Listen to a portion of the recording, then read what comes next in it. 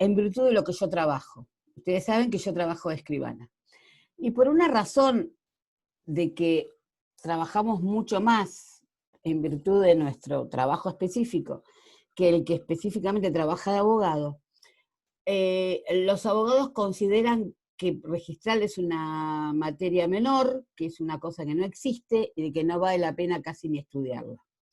Motivo por el cual, lamentablemente, esta materia, que era una materia aparte, que se llamaba Derecho Registral, en el nuevo plan de estudios directamente la sacaron, sin dar mayores explicaciones, sin entender los motivos por los cuales los docentes que dábamos esa materia explicábamos. Pasamos a ser de una de las facultades respetadas por el resto del mundo jurídico porque tenía registral como materia a no tenerla más. La verdad, no tengo ningún empacho en decirlo, se lo digo a quien quiera, fue una verdadera pena y lástima que lo sacaran como una materia que existía aparte. Porque sinceramente significó tener una capacidad de conocimiento y de comprensión bastante pequeña. Porque ustedes quiero que entiendan una cosa, cuando nosotros hablamos de publicidad, no hablamos solamente de publicidad de derechos reales sobre inmuebles. Ese es el gran error de mucha gente. Cuando nosotros hablamos de publicidad, estamos hablando de que en definitiva publicidad significa hacer notorio un acontecimiento, ¿sí? Y ese acontecimiento puede tener o no tener efectos jurídicos. Por eso es publicidad, por eso cuando nosotros hacemos propaganda, llamada modernamente publicidad, sobre, no sé, cuánto sale el pollo en Toledo, eso es hacer notorio un acontecimiento, pero no tiene efectos jurídicos. Pero sin embargo, hay muchos actos que tienen hechos y actos que tienen efectos jurídicos, y que por esos efectos jurídicos le importan a toda la sociedad que sean conocidos. A efectos de que la sociedad pueda conocer esos hechos o actos que tienen efectos jurídicos, que no son solamente la constitución de derechos reales sobre inmuebles, es que, de acuerdo a lo que el Estado haya decidido, decide que la posibilidad de hacer público un acontecimiento sea registrado, para lo cual puede crear en forma pública registros de la propiedad que van a pertenecer, o registros que publiciten esos hechos o actos que tienen consecuencias jurídicas. Un hecho que tiene consecuencia jurídica importantísima y que se registra, díganmelo alguno de ustedes. Hecho, hecho jurídico. Ninguna se le ocurre en hecho jurídico que tenga consecuencias jurídicas. La muerte, el nacimiento, son hechos, no son actos. Y creo que producen bastante efectos jurídicos, razón por la cual es necesario registrarlos, porque es necesario. ¿Qué es lo que te produce la publicidad? La publicidad tiene un solo efecto importantísimo, después podrás tener efectos jurídicos sustantivos y demás, que es la posibilidad de conocer. Vos lo que buscás con la registración es producir la publicidad dando la cognoscibilidad. La cognoscibilidad es la posibilidad de conocer.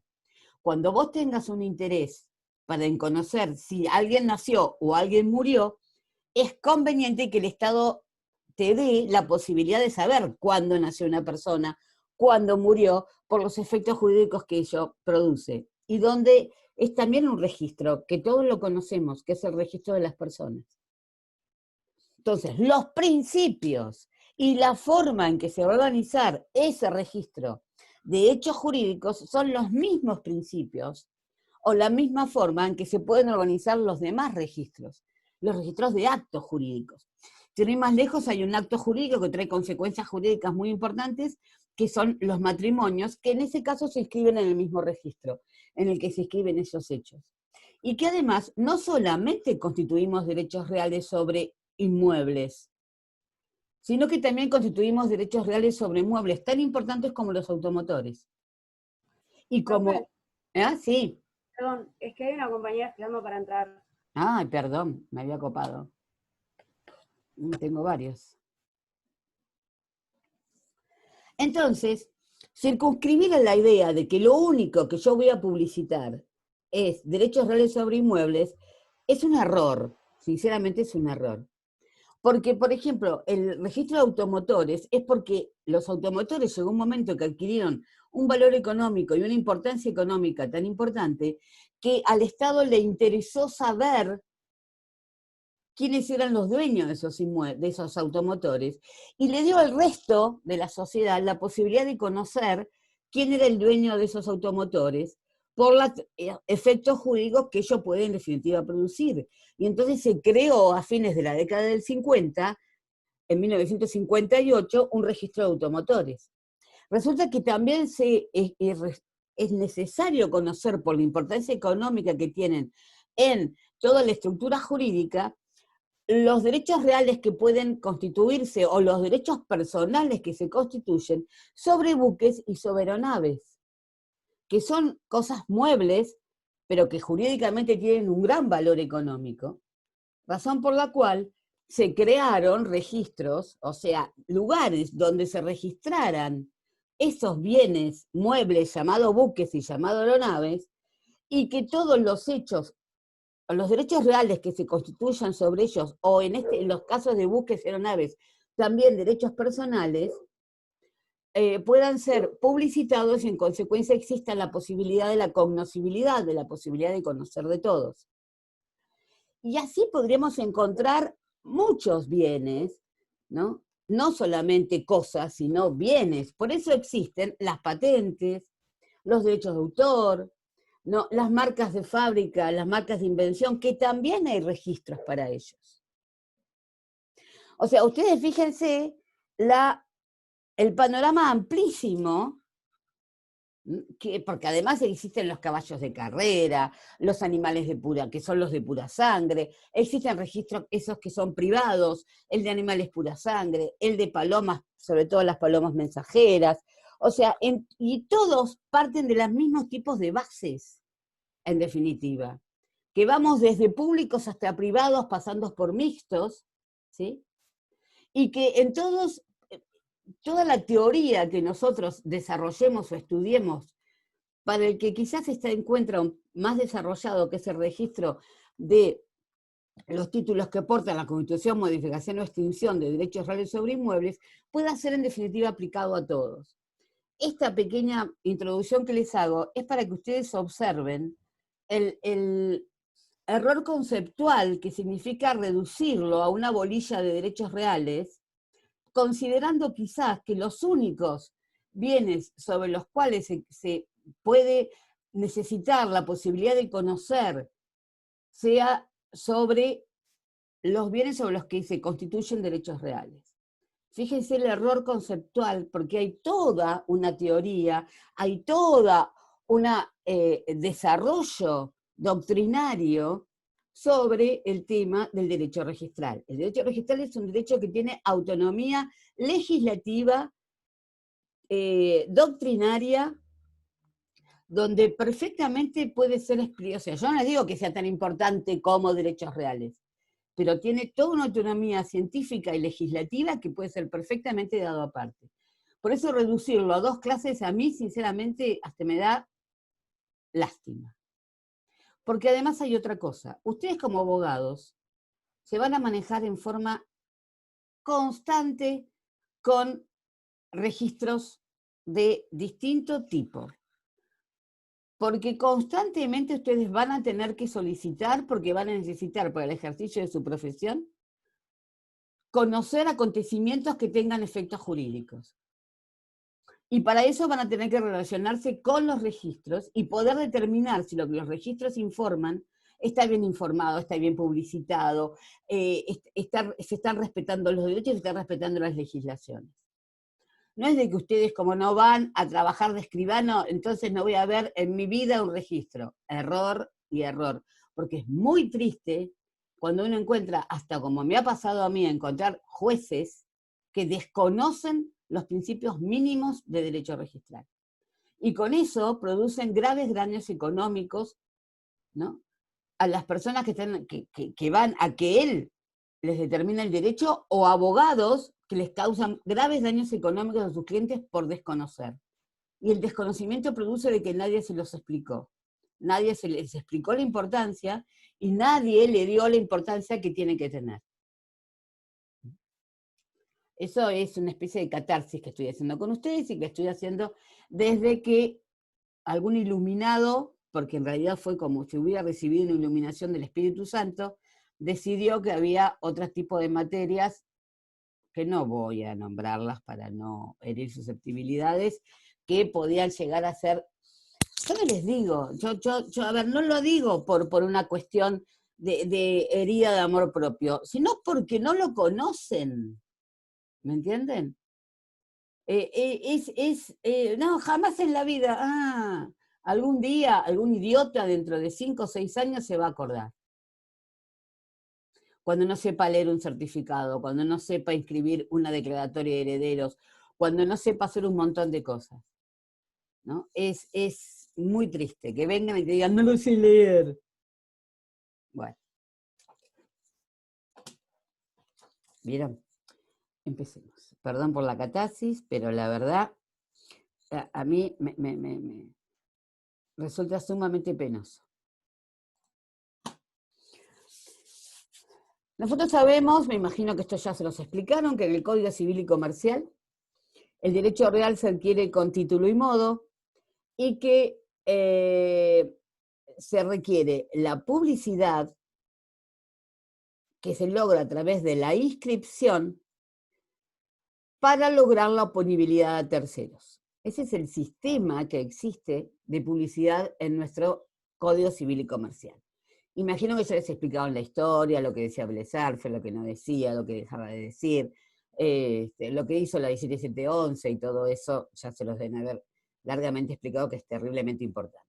Ahora bien, el tema es que, por empezar, ustedes se tienen que meter en la cabeza, y lo van a escuchar de mí de ahora en más, que ustedes no están inscribiendo derechos, sino que lo que están inscribiendo son títulos que portan la constitución, modificación o extinción de derechos reales sobre inmuebles. Porque en los sistemas registrales, nosotros podemos encontrar sistemas registrales. Esperen que voy a dar de baja mi WhatsApp.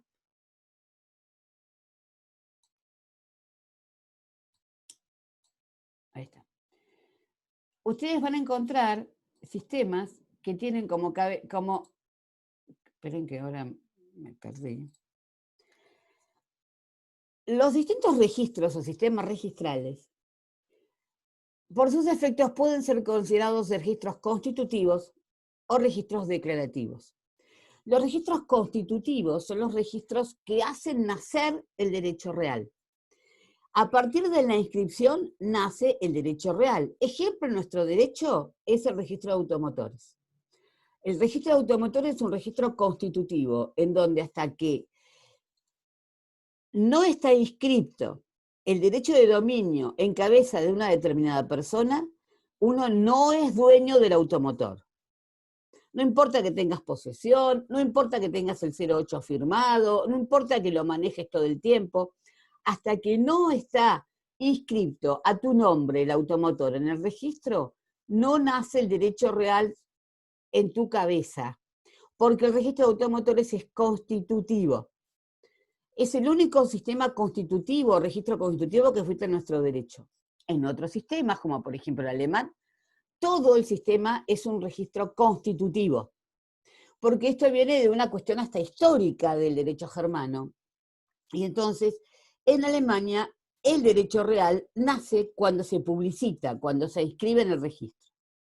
Luego existen los registros llamados declarativos, en los cuales el derecho real se conforma extrarregistralmente, y lo único que hace el sistema registrar es dar a conocer algo que se formó fuera del registro. Por eso lo que hacen estos sistemas declarativos es publicitar un derecho que existe previamente. Nuestro sistema, siempre, al requerir título y modo, están publicitando registralmente un derecho que se constituyó antes de llegar a la inscripción. Se constituyó por el título y por el modo. Por eso nosotros vamos a estudiar de que de acuerdo a la ley de 1801, lo que nosotros vamos a inscribir son los títulos que portan la constitución, modificación o extinción de un derecho real sobre un inmueble. No estamos inscribiendo derechos, estamos inscribiendo títulos, o sea, documentos que portan la constitución de ese derecho. Porque el derecho se constituyó con título y modo, y yo lo estoy declarando.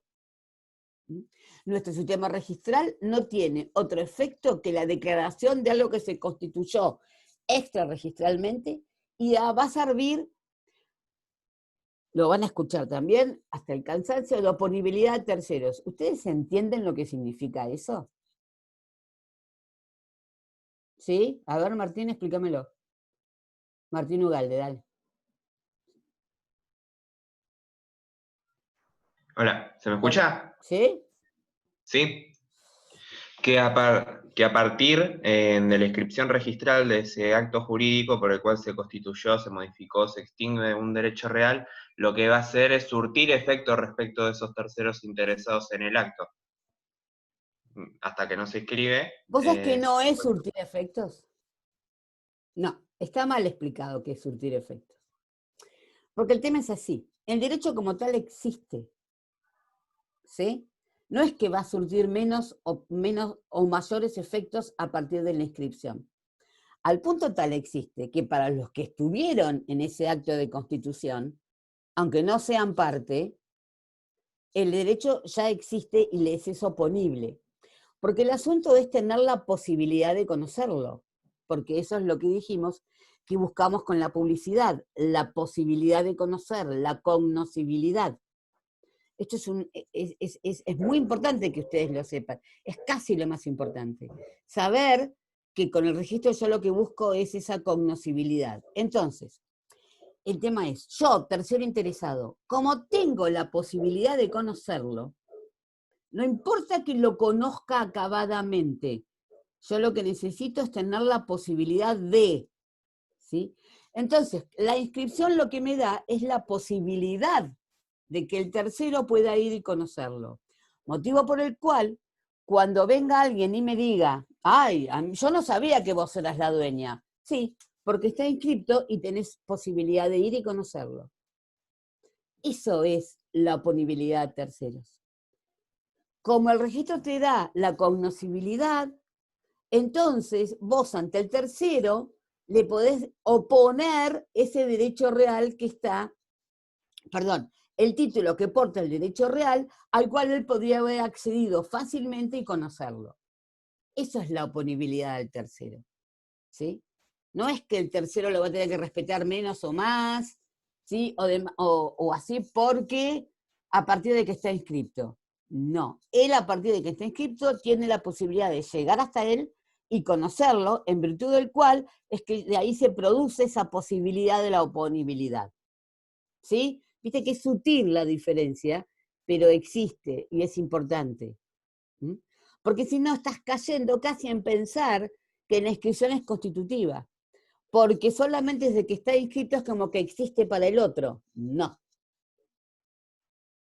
Desde que está inscrito el otro lo puede llegar a conocer, no es que no exista. Porque si yo no lo inscribo, me van a decir, sí, sí, está bien, vos sos el dueño, pero resulta que como no lo inscribiste, yo no lo hubiera podido conocer, motivo por el cual no, a lo que yo quiero hacer no me lo podés oponer. Pero para el resto, que nosotros no somos terceros y demás, existe como derecho real. ¿Sí? Porque si no, sería un contrasentido decir de que existe cuando tengo título y modo, pero existe ¿para quién? ¿No existe para los otros? Sí, sí, existe para todos. ¿Me entendieron? Dígame sí, no, un gesto. No veo todos, acuérdense que veo 3 o 4. ¿Sí? Bien. Sí. Ok. Ahora bien, cuando nosotros estudiamos, o sea, ¿cómo nació en definitiva el derecho registral? Este derecho registral general, no solamente para inmuebles, se desarrolló mucho más para inmuebles, es verdad, y sobre todo se desarrolló en el derecho español. Todos los antecedentes y demás que nosotros conocemos, doctrinarios, sobre el derecho registral en su autonomía legislativa y científica, son de origen español. ¿Por qué? Porque resulta que cuando en España desarrollan la inscripción de los inmuebles, la desarrollan ya a finales del siglo XIX, llamándola derecho hipotecario, porque lo que se inscribía eran nada más que las hipotecas, porque en España ocurría lo mismo que ocurría en el Código de Vélez nuestro. La publicidad se hacía a través de la posesión, no a través de la registración. Y la oponibilidad allí surgía casi coetáneamente con la Constitución por título y modo, obviamente. Entonces,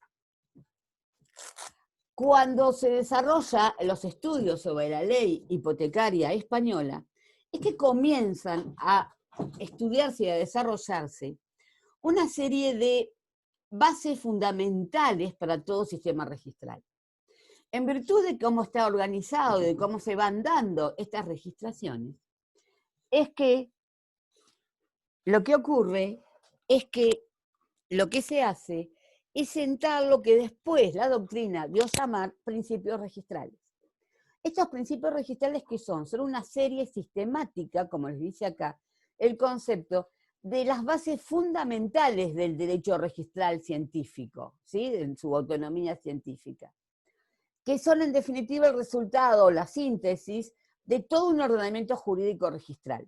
En virtud de esa base, de lo que significa el ordenamiento jurídico registral, es que se han ido dando una serie de conceptos teóricos sobre las organizaciones registrales, ¿sí?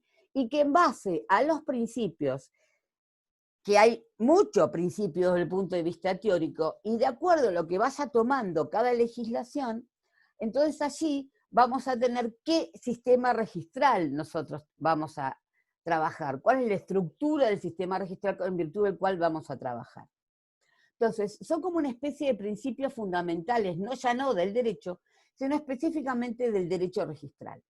Y que en virtud de cómo estén combinados y cómo se dé, nosotros vamos a tener un sistema registral diferente del de otro país, porque el otro país puede tomar algunos de esos principios, pero no otros, entonces puede haber combinaciones que crean un sistema registral determinado.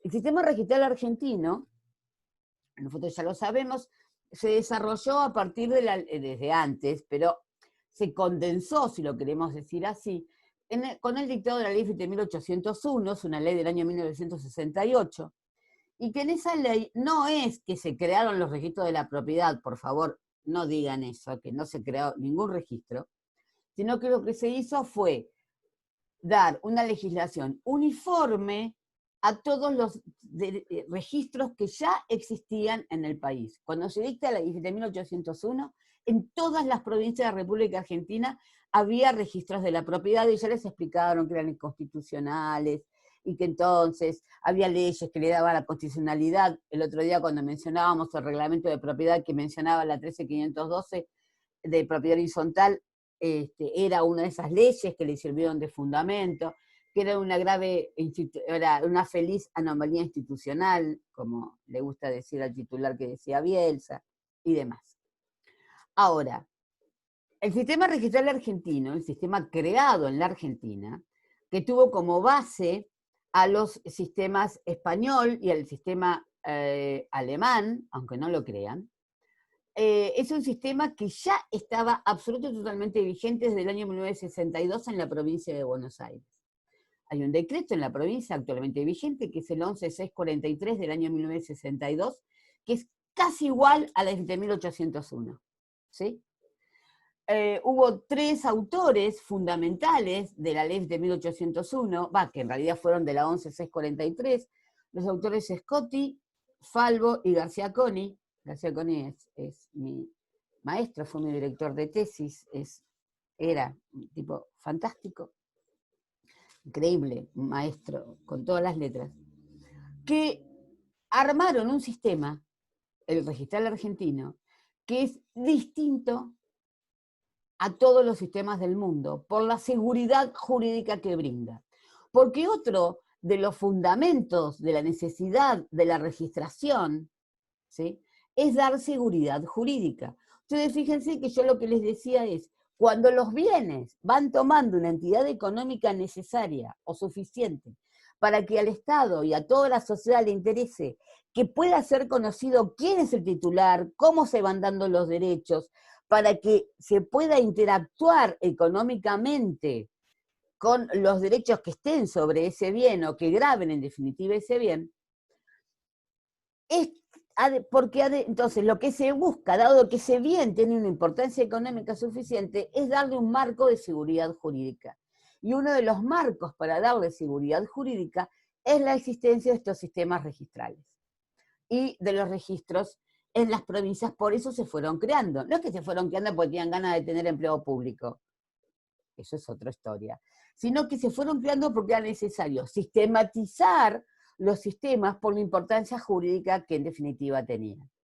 Ustedes siempre acuérdense de que Vélez, cuando no creó los registros y lo creó exclusivamente para las hipotecas, decía que no era que lo desconociera, ¿no? Porque había todo un análisis y un justificativo de Vélez que decía, no lo creo, porque en el país para el que yo estoy legislando ahora, a fines del 1860 y tantos, no hay gente, la gente no está preparada, ¿no? Y yo no puedo crear registros que son complejos, ¿sí?, para un país que no tiene ni la educación, ni la preparación para poder llevarlos adelante. Más adelante se podrán crear, pero no me queda otra que crearlo para las hipotecas, porque seguían un sistema que había nacido en la Revolución Francesa, en virtud del cual no podía haber hipotecas ocultas.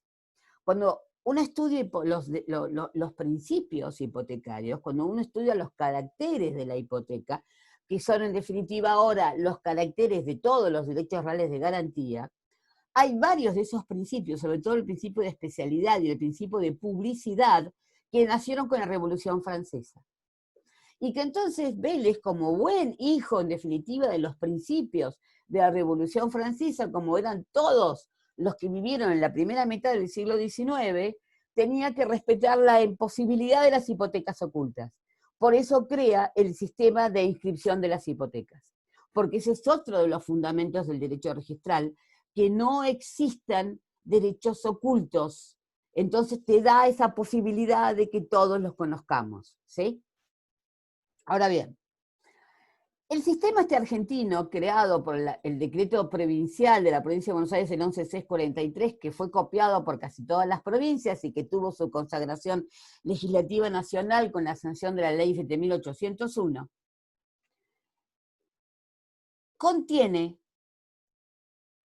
desarrolla en todo su articulado una serie de principios registrales que lo conforman lo conforman como un sistema registral único para todo el país y además distinto al de los países vecinos o al de los países que se tomaron como base para poder hacerlo.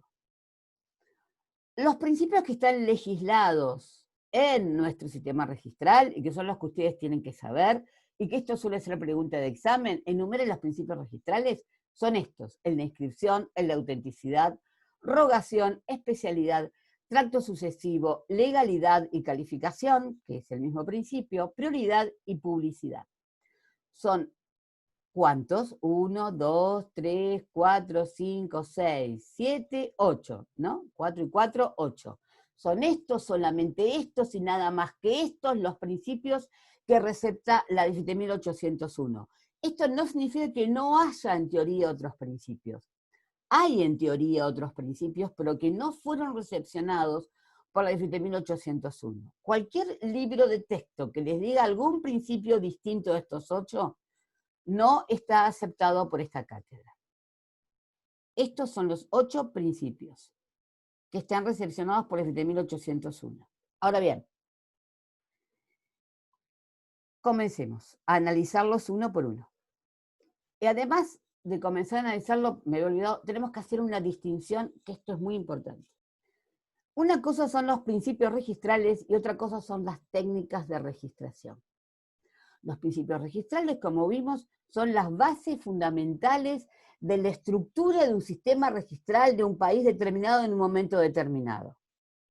Mientras que la técnica de registración son lo que la palabra lo dice, técnicas. Yo puedo elegir hacer las cosas de una forma o hacerlas de otra. Es una técnica de registración. lo cual no significa que sea un principio registral. Por eso también les digo, si en algún libro de texto o en alguna de esas clases de grabadas espantosas con las que suelen andar, les suele decir que algo de lo que les voy a decir ahora son principios registrales, cámbienlo, pónganle una tachadura y digan, no, es técnica de registración. Y si ustedes lo dicen y alguien les dice que no, por favor, les dicen que la que les dije eso fui yo y considere que los que dicen otra cosa son ignorantes. Porque si hay algo que soy, quiero que entiendan una cosa, yo soy doctora en Derecho Registral. Para que entonces entiendan, además de especialista y toda la bola, para que ustedes entiendan por qué yo digo lo que digo, y lo digo con un fundamento absoluto y total de conocimiento. Ustedes saben que yo no me subo a ningún caballo, pero en este tema estoy como furiosa. Yo puedo obtener como cabeza de registración al inmueble o como cabeza de registración al titular de un derecho sobre el inmueble. Eso es una técnica de registración. Entonces, yo voy a tener registros que tengan como cabeza de registración al inmueble, que van a ser lo que llamamos los registros de folio real, o los registros reales. Estos son los que tienen como cabeza de registración al inmueble. ¿Por qué? Porque en general el inmueble es lo que menos cambia. El inmueble es dentro de lo que yo, o sea, el objeto de registración es lo que menos cambia, sobre todo si son inmuebles, porque es casi inmutable. Nuestro sistema, el sistema argentino, es un sistema en el cual la cabeza de registración es el inmueble, son sistemas de folio real, sistemas reales. Hay otros sistemas que tienen como cabeza de registración a la persona que es titular de un derecho real sobre ese inmueble. Por ejemplo, los sistemas franceses o los registros italianos tienen como cabeza de registración a la persona.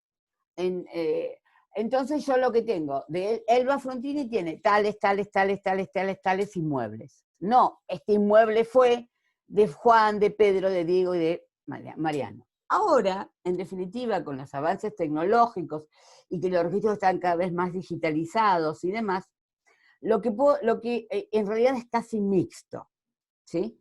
O sea, nosotros seguimos manteniendo como cabeza de registración el inmueble, son su sistema de folio real, pero también existe una base de datos de quiénes son los titulares de derechos sobre ese inmueble. Es una base de datos que cuando vos podés pedir información sobre eso, que te dicen, ojo, quizás no está actualizada, porque en realidad la cabeza sigue siendo de registración el inmueble. Después, desde un punto de vista técnico, yo puedo tener registros de transcripción o registros de inscripción. Los registros de transcripción son los registros en donde el título que porta la constitución, modificación o extinción del derecho real se copia íntegramente. Esos son los registros franceses. En Francia, mira, está mal escrito, o no es hortante, es portante. En Francia, justamente lo que llega es el título que porta la constitución, modificación o extinción del derecho real, y lo que se hace es, antiguamente, lo que había era alguien que lo copiaba, ¿no? A mano, en unos libros grandotes. Hoy por hoy lo que hacen es, sigue siendo de transcripción, les llega una especie de copia simple de ese título y lo van como metiendo en un legajo, que todo significa el legajo de ese inmueble. Otra técnica mucho más moderna es la técnica de inscripción. En esa técnica de inscripción lo que se hace es extraer del título que porta esa constitución, modificación o extinción, los elementos más importantes que son los que merecen la pena ser publicitados, porque no todo en un título que porta la constitución de un derecho real merece ser publicitado o interesa que sea publicitado. Va a tener el nombre del que está adquiriendo el derecho, vamos a tener que cotejar distintos elementos que vamos a ir viendo, que son lo que se extrae del título y se publicitan, y que en definitiva se publicitan. Esta es la técnica de inscripción que se sigue en nuestro sistema. Ojo que inscripción también es un principio registral, pero acá estamos hablando de la inscripción como técnica, que es la extracción de esos elementos principales y fundamentales que porta el título. Dijimos que el principio de inscripción también es, la inscripción es un principio, sí. ¿Y el principio de inscripción qué significa como principio? El principio de inscripción es el que en nuestro sistema está en el artículo 2 de la ley, y se está refiriendo al contenido de los títulos y al efecto que va a tener esa inscripción. El artículo 2, en consonancia con el 1893, me dice, para su publicidad y oponibilidad a terceros, efectos de la inscripción, se inscribirán o anotarán los siguientes documentos. Entonces me habla de qué tienen los documentos, cuál es el contenido de los documentos. Porque se van a inscribir los documentos que constituyan, transmitan, declaren, modifiquen o extingan derechos reales sobre inmuebles. ¿Estoy fijando si hay alguien que quiera entrar? Aparentemente no. Los que dispongan embargos, inhibiciones y providencias cautelares y los previstos por leyes especiales. En cuanto a su contenido, entonces, ¿qué vamos a inscribir? ¿Con qué efecto primero? Para su publicidad y oponibilidad a terceros. Y los documentos que constituyan, transmitan, declaren, modifican o extingan derechos reales sobre inmuebles, los que dispongan embargos, inhibiciones y otras medidas cautelares, y los que prevean leyes especiales. Ahora bien,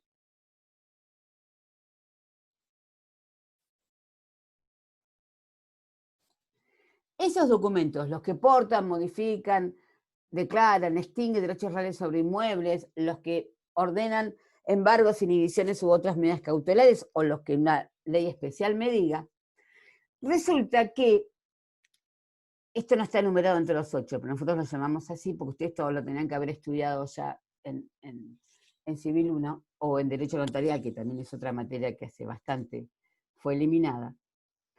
Estos documentos, de acuerdo al artículo 3, tienen que reunir formalidades. Estas formalidades son las que los distinguen de cualquier otro tipo de documento. Porque no cualquier documento va a tener entrada, va a tener inscripción en el registro. Dijimos que el registro, uno de los objetivos que busca es la seguridad jurídica. Entonces, yo lo que voy a tener que decir que tiene vocación registral son los instrumentos que brinden la mayor seguridad jurídica posible. Entonces, el artículo 3 de la ley me da cuál es la formalidad. Y partimos, por eso hablo del principio de autenticidad, de que van a ser siempre documentos auténticos, o que por lo menos tengan la mayor cantidad de elementos de autenticidad para poder brindar la mayor seguridad jurídica. Entonces, ¿qué vamos a escribir? Los documentos que estén constituidos por escritura pública o resolución judicial o administrativa, que reúnan las formalidades establecidas por las leyes, que reúnan el carácter de auténticos y hagan fe por sí mismos, y en todo caso vamos a poder inscribir los instrumentos privados, solamente los que me diga una ley especial, y que la firma de los otorgantes esté certificada por escribano público.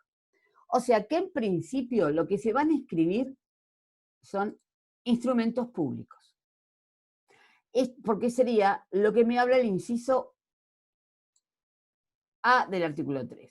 Los constituidos por escritura pública o resolución judicial o administrativa, ¿no? Y que además reúnan las formalidades establecidas por las leyes y reúnan el carácter de auténticos y hagan fe por sí mismos. Porque el instrumento público, regulado en el Código Civil y Comercial, es justamente ese instrumento que hace fe por sí mismo y reúne el carácter de auténtico.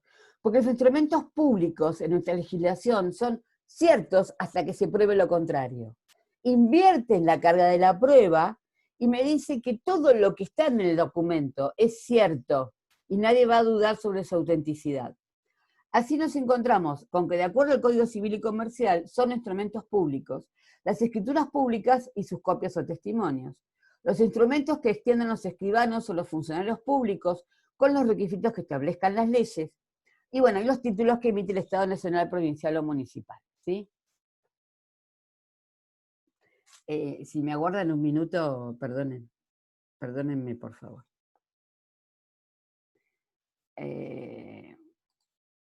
¡Angie!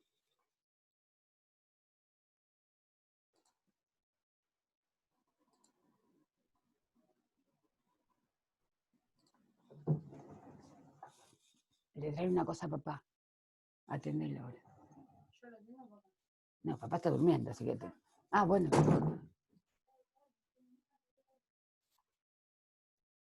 Perdonen, ¿eh? Porque el señor me vio por la ventana y entonces es algo muy importante lo que traen, así que Ahora bien, ahí está. Entonces, los instrumentos públicos van a ser, como lo dice el artículo 3 de 1801, de tipo judicial, administrativo o notarial. En general, los instrumentos que lo que hacen es portar la constitución, modificación o extinción de derechos reales sobre inmuebles, son de tipo notarial. Pueden ser judiciales, ocurre, y en un último caso, en lo que menor cantidad van a encontrar son los administrativos. Ahora bien, los documentos notariales, lo que tienen, ¿qué los marca el ser notariales? Que están intervenidos a través de un notario, que tiene que tener competencia funcional y territorial, tiene que tener las firmas de las partes y del notario, y acá es donde empezamos a modernizarnos, porque la firma no solamente puede ser hológrafa en este momento, sino que también puede ser digital. Y a su vez, tienen que contener el lugar y fecha, porque eso me va a dar en definitiva la competencia. Nosotros, como hablábamos en la otra clase, lo que hacemos es darle forma de instrumento público a los contratos que suscriben los particulares y que en este caso tengan como fin la constitución, modificación o extinción de derechos reales sobre inmuebles. Esta es una clasificación que ya vimos de cómo podemos tener los documentos notariales, escrituras públicas y sus copias extendidas en la forma dispuesta por la ley.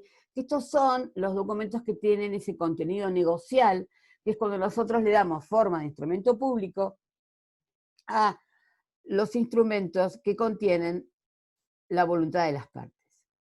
Ahora, todo instrumento público de tipo notarial tiene dos tipos de declaraciones. Las declaraciones que hace el notario, que son sobre los hechos que yo veo que pasan ante mí, viene un señor y me dice tal cosa, eso es cierto, ¿sí? Y esos son los hechos que hacen plena fe, ¿sí? Porque son los que ante el funcionario público notario vienen y son hechos auténticos y hacen plena fe. Lo que las partes declaran, ¿sí? Son hechos autenticados que no hacen plena fe. El contenido de lo que las partes declaran en todo instrumento público notarial puede ser dejado de lado por prueba en contrario. Los hechos auténticos, lo que yo digo que pasa delante mío, como que vienen las personas y dice que le transmite a título de venta, como se hace en una compra-venta, estos son hechos que son ciertos, y para poder decir que no son ciertos me tenés que demostrar a través de un juicio que se llama reducción de falsedad. En cambio, los hechos autenticados, que es el contenido de las partes, declaran, esos pueden ser dejados de lado por prueba en contrario. Ahora tenemos una nueva categoría, que son los documentos digitales, porque de acuerdo a nuestra legislación actual, en virtud después del Código Civil y Comercial, los documentos pueden estar en cualquier soporte, inclusive los documentos que estén hechos en un soporte que para su lectura exija medios técnicos. Esos son los documentos digitales. O sea que en este momento todo instrumento público puede hacerse digitalmente. El tema es lo de las firmas digitales. ¿Sí? Es muy interesante todo esto. El otro principio que es importante que ustedes tengan en consideración es el principio de rogación, que está legislado en los artículos 6 y 7 de la ley, y que me dice que no hay inscripciones de oficio. El registro no se entera de modificaciones, constituciones, declaraciones de derechos reales porque sí, sino que es necesario que venga un peticionante a noticiar al registro de que se ha firmado un instrumento en virtud del cual se ha modificado, declarado, transmitido, constituido un derecho real sobre un inmueble y le está rogando la inscripción. ¿Quiénes son los que pueden, en definitiva, entonces presentarse ante el registro y solicitar requerir, rogar la inscripción? El autorizante del documento. ¿Quién es el autorizante del documento? El notario que intervino o el juez que intervino en la modificación, constitución o extinción del derecho real, o también quien tuviera interés en asegurar el derecho que se ha de registrar. Por ejemplo, el comprador o el vendedor, el que transmite o el que adquiera el derecho real. Los sistemas de inscripción pueden ser varios. Puede haber una inscripción formal o no formal, nuestro sistema es formal. Puede ser escrito o no escrita, nuestro sistema es escrito. Motivo por el cual nosotros en el registro de la propiedad, lo dice la 7801, y en el registro de la propiedad de la provincia de Buenos Aires, nosotros, para inscribir un título, como es formal y escrito, tenemos que cumplir con el llenado de esto que se llama la carátula rogatoria. Los títulos, o sea, las copias que tienen, por lo que vimos, el mismo carácter de instrumento público que la escritura matriz u original, esos títulos, esas primeras copias o primeros testimonios, como habíamos visto en la otra clase, es lo que llega al registro dentro de esto, que es como si fuera una carpeta, que se llama carátula rogatoria. Y la carátula rogatoria hay que llenarla con estos casilleros exactamente como está solicitado. Porque nuestro sistema es formal y por escrito. ¿Ven?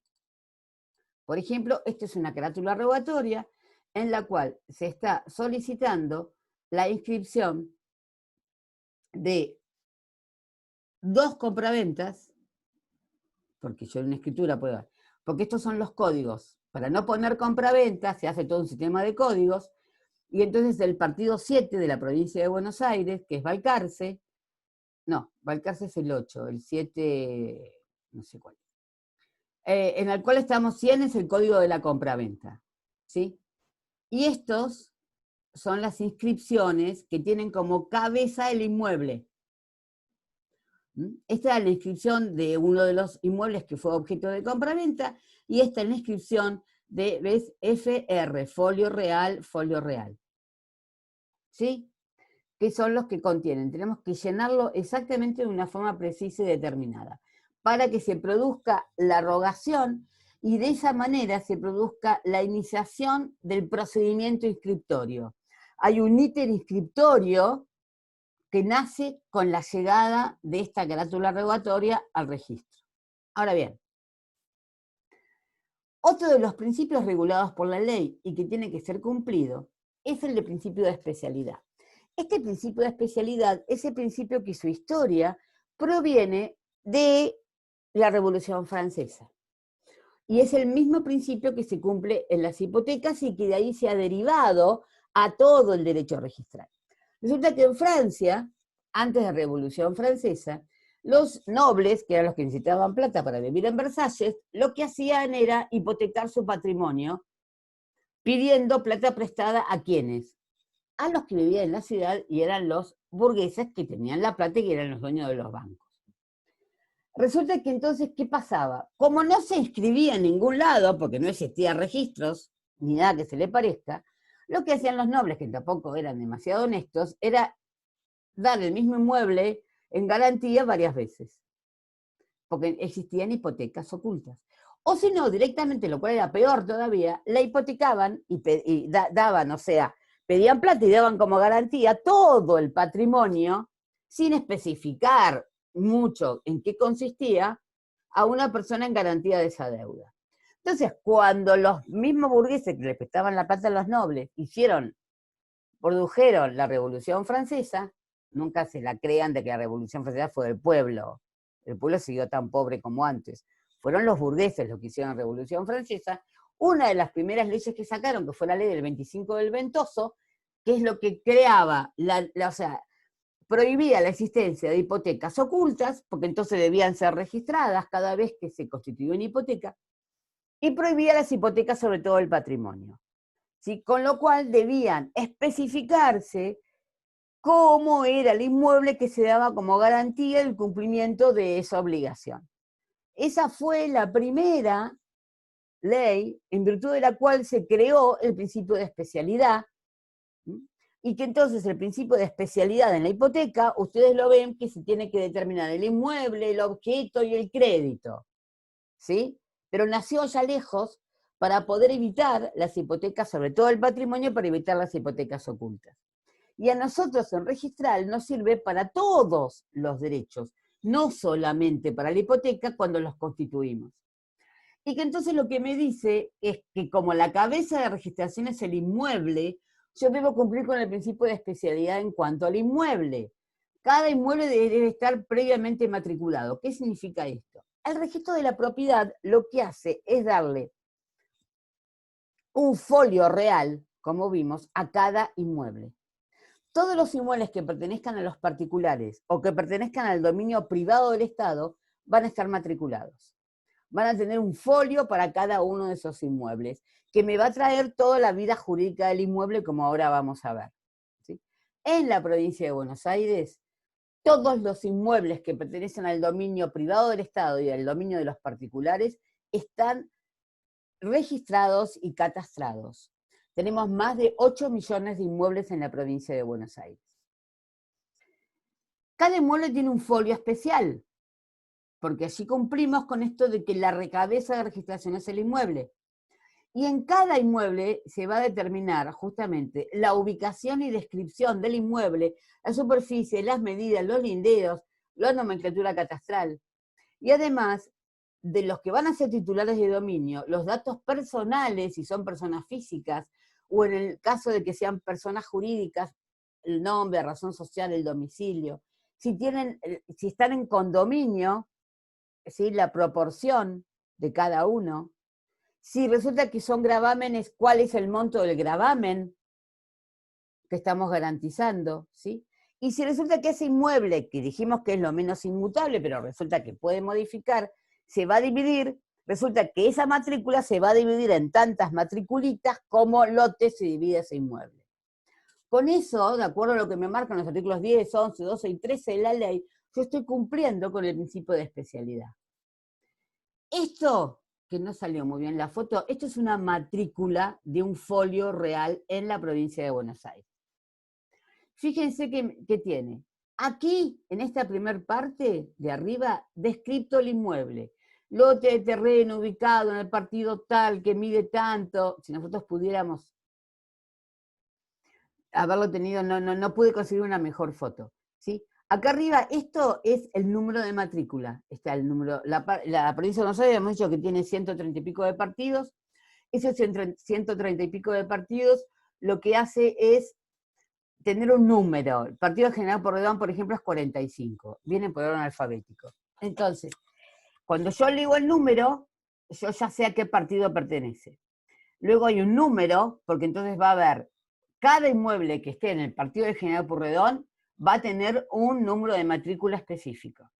Luego viene lo que se llama nomenclatura catastral, que la nomenclatura catastral es como, creo que ya lo hablamos, esto es verdaderamente el nombre personal e individual del inmueble, es lo que realmente lo individualiza al inmueble. La nomenclatura catastral, si ustedes toman un recibo inmobiliario de cualquiera de los inmuebles que ustedes puedan acceder, van a ver que allí hay un número de partido, luego de circunscripción, sección, quinta o chacra, manzana, parcela, subparcela. Eso me va ubicando el inmueble. Yo es como que parto de algo grande como un partido y me dice, bueno, los partidos están divididos en circunscripciones. 1, 2, 3, 4, por ejemplo, casi todo el centro de Mar del Plata es 1, pero casi todo el resto, lo que rodea Mar del Plata es 3 o 6. ¿No? Circunscripción está dividida en distintas circunscripciones, secciones, esas circunscripciones están divididas en secciones, las secciones en manzanas, las manzanas en parcelas o lotes, ¿sí? Y si tenemos propiedad horizontal, a su vez tenemos subparcelas. Nosotros vamos de lo mayor a lo menor, y si tenemos todos estos datos en un mapa catastral, vamos a encontrar exactamente el inmueble al que nos estamos refiriendo. Ahora bien, en esta segunda parte de la ficha o folio, nos encontramos en esta primera columna con el titular de dominio. Aquí, si es condominio, las proporciones. Acá los gravámenes, ¿sí? U otros derechos reales. Acá los levantamientos, o, por ejemplo, aquí también van a notar los embargos o otro tipo de medida cautelar que pueda pesar sobre el inmueble. Acá los levantamientos, y acá en esta especial columna, que ya vamos a ver por qué, los certificados que se vayan expidiendo. Esta es la matrícula de un inmueble y esto es lo que ustedes, como abogados, tienen que saber leer. Porque primero van a mirar la descripción del inmueble para ver si es el mismo inmueble del que ustedes pretenden hablar. Porque yo puedo tener un número, pensar que es el inmueble, pero fíjense si realmente es el inmueble, por lo menos con la nomenclatura. Y después es muy importante saber el titular de dominio, porque tenemos que saber si estamos hablando del mismo titular. A medida que las titularidades de dominio van cambiando, se van anotando correlativamente. Aquí tengo uno en donde hay un certificado despachado y está acá anotado. Pero ven que cumplen con lo mismo. La descripción del inmueble, el número de matrícula, y se van anotando acá todos los titulares de dominio que va teniendo, los embargos, las hipotecas, los derechos de usufructo, de uso, de habitación, las extinciones de estos derechos y los certificados. Con lo cual, nosotros en esta ficha, que es un cartón amarillo más o menos de este tamaño, lo que tenemos es toda la vida jurídica del inmueble en este cartón. Lo damos vuelta y es exactamente igual. Entonces, nosotros es muy fácil visualizar en este folio real las titularidades, las medidas, las modificaciones de dominio sobre un inmueble. Esto que se llama folio real, esto es característico del sistema registral argentino. Esto es puro derecho registral argentino. Este folio real con esta forma existe en la República Argentina. Fíjense cómo yo no transcribo el título, sino que voy poniendo, cuando voy poniendo los datos y demás, lo que sea más importante para que sea publicitado, para que yo tenga esa posibilidad de conocer. Si voy muy rápido o los confundo, por favor frénenme, ¿eh? Hasta serios están, con cara de concentrado. ¿Bien? ¿Vamos bien? ¿Sí? No sé ni qué hora es. Bien. Entonces, nosotros, cuando instamos la inscripción a través de la rogación, y cuando ya tenemos la matrícula del inmueble realizada, el inmueble ubicado y demás, resulta que allí comienza todo un ítem inscriptorio que el registrador tiene que analizar que se cumpla, para que se cumplan con todos los principios registrales que me marca la ley. Pero todo esto comenzó con un primer análisis que hace el funcionario que está autorizando, en definitiva, esta modificación, extinción, constitución del derecho real sobre el inmueble. Entonces, lo primero que nosotros vamos a llegar... Para que acá hay un problema.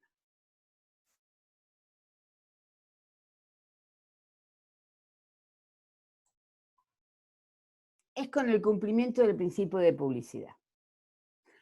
Cuando vamos a constituir, modificar o extinguir un derecho real sobre un inmueble, primero partimos justamente de lo que me dice el principio de publicidad, que es el artículo 21.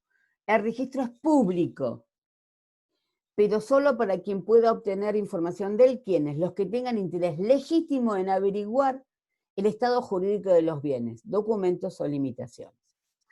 Porque cuando el inmueble está matriculado y se han ido inscribiendo en el inmueble las distintas modificaciones que puede sufrir el inmueble, como en este caso, ¿sí?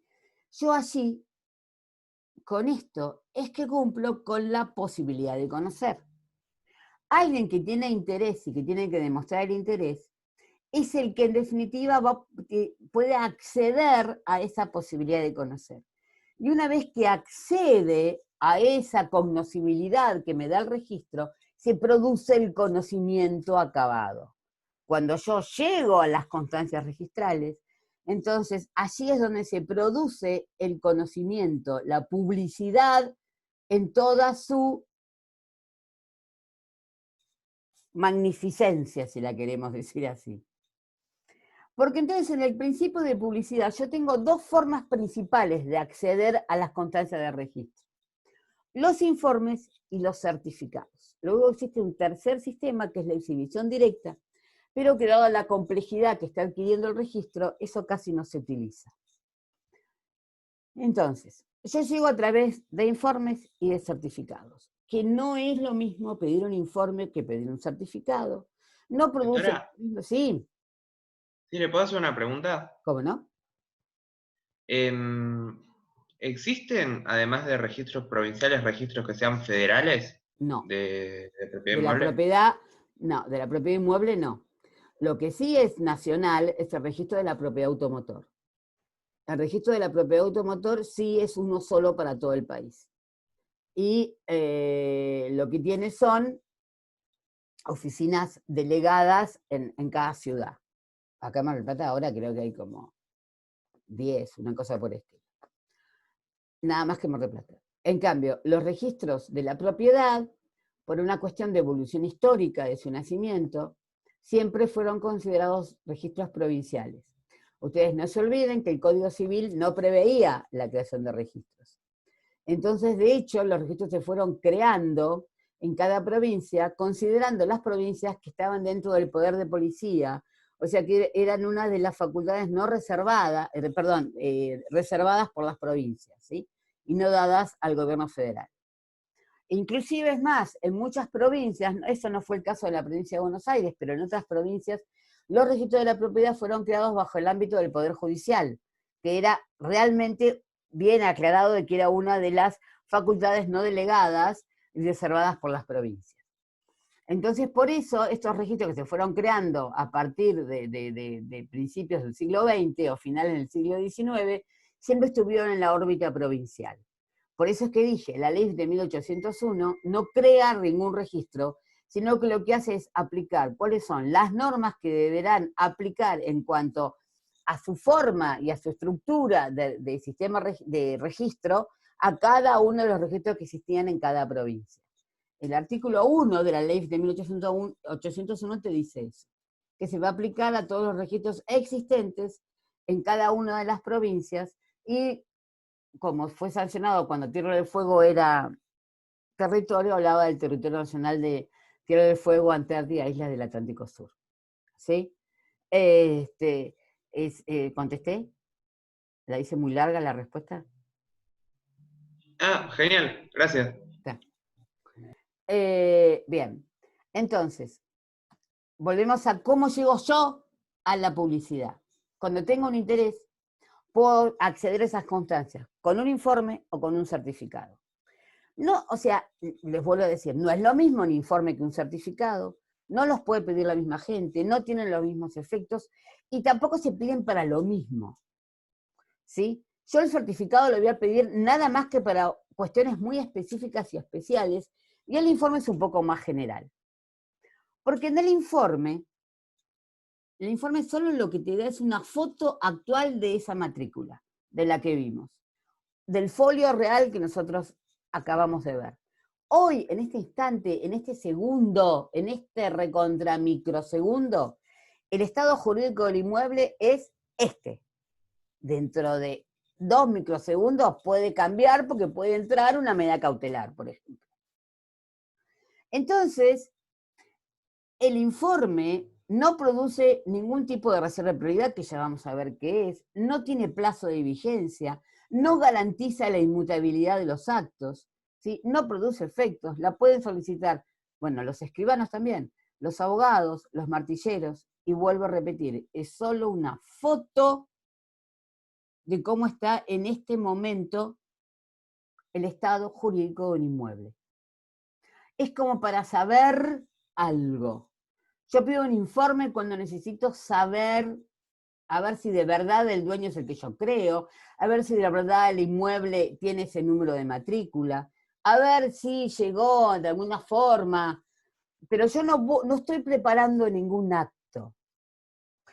Todos los registros del mundo, excepto el argentino, la forma común de acceso para saber lo que está publicitado es esta. Es lo que nosotros llamamos informe. Porque el sistema argentino ha creado otra forma de acceso, llamado certificado, que justamente el nombre, ¿por qué es certificado? Porque me certifica, sin lugar a dudas, que el estado jurídico del inmueble en el momento en que se expide es este, y además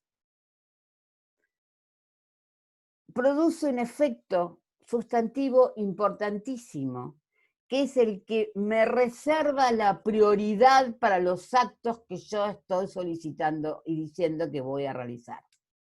Es decir, el informe lo solicito cuando lo que necesito es un informe. Nada más. Y el certificado lo solicito cuando lo que estoy preparando es un contrato o un acto por el cual yo voy a extinguir, modificar, constituir un derecho real sobre un inmueble. Cuando yo solicito un certificado que va a tener un efecto muy importante, es porque yo estoy preparando un negocio sobre el inmueble. El sistema argentino, con esta creación del certificado con el efecto de reserva de prioridad, eligió asegurar y darle seguridad jurídica en consecuencia a la persona que va a invertir económicamente en la constitución, modificación o extinción de un derecho real sobre un inmueble, dejando de lado, si queremos, la protección de los acreedores que todavía no habían accionado para proteger sus derechos. ¿Me siguen en el razonamiento de lo que se eligió en el sistema? Porque el certificado produce la reserva de prioridad, que ahora vamos a ver qué es, bien. Los certificados tienen un plazo de vigencia y cuando caduca ese plazo, se queda sin efecto esa protección que surgía de la reserva de prioridad. Me garantiza que durante el plazo de vigencia del certificado no se va a modificar la situación jurídica del inmueble, o sea, garantiza la inmutabilidad de los datos. Vimos que el certificado, el informe no tenía efecto, mientras que el efecto es ese, es el cierre o bloqueo registral. Y el certificado solamente puede ser pedido por los funcionarios que tengan la posibilidad de intervenir en la autorización de un acto que produzca la modificación, extinción, constitución de un derecho real sobre un inmueble, o sea, escribanos o notarios y jueces. Los abogados no pueden pedir certificados, porque el abogado como tal no puede él autorizar un acto de constitución, modificación o extinción de un derecho real sobre un inmueble. Cuando es algo que ocurre en el expediente, si la pide el juez va a ser un certificado, pero si lo pide el abogado va a ser un informe. Ahora, ¿qué es esa reserva de prioridad?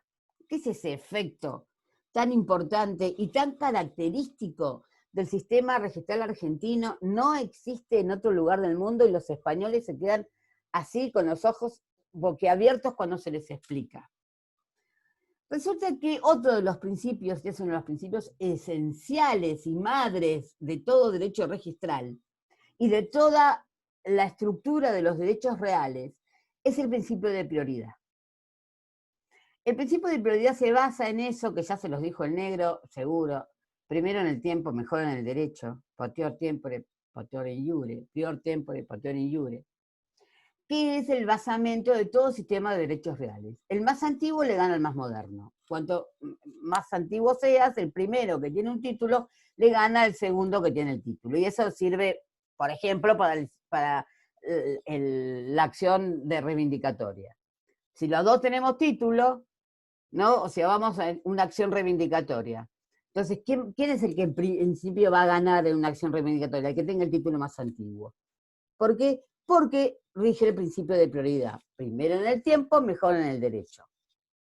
Ahora bien, la prioridad en los sistemas en los que existe registro, en principio está dado por la inscripción. El que primero inscribe es el más fuerte en el derecho. ¿Cómo se determina la prioridad? Me dicen todos estos artículos de la ley. Se determina por la fecha y número de presentación al registro. Pero esto no es solamente por los títulos que porten constitución, modificación o extinción de derecho real sobre un inmueble, en la cual hay todo un juego.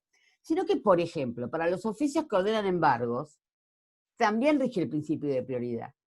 El que primero llegue con un embargo al registro va a tener el primer rango o la prioridad sobre el que viene después. Si en un mismo día entro en 2 oficios ordenando embargos, uno, ¿cómo determinamos si entraron los 2 el mismo día? Bueno, el que entró más temprano, porque se determina por la fecha y el número. Y los números devienen en virtud de cómo, o sea, el que primero llegó a las 8 de la mañana, el que estaba primero en la cola, va a tener el primer número. ¿Sí? Y eso va a determinar, al determinarse las prioridades en la inscripción, en los embargos, se determina el orden de cobro. ¿Sí? Fíjense lo importante que es la prescripción. Lo mismo ocurre en las hipotecas. Las hipotecas en nuestro sistema tienen el principio de rango de avance. Y el rango en la hipoteca está dada porque va a tener el primer rango la que llegó primero. El principio de prioridad en las hipotecas se cumple con esto, con la que llegó primero.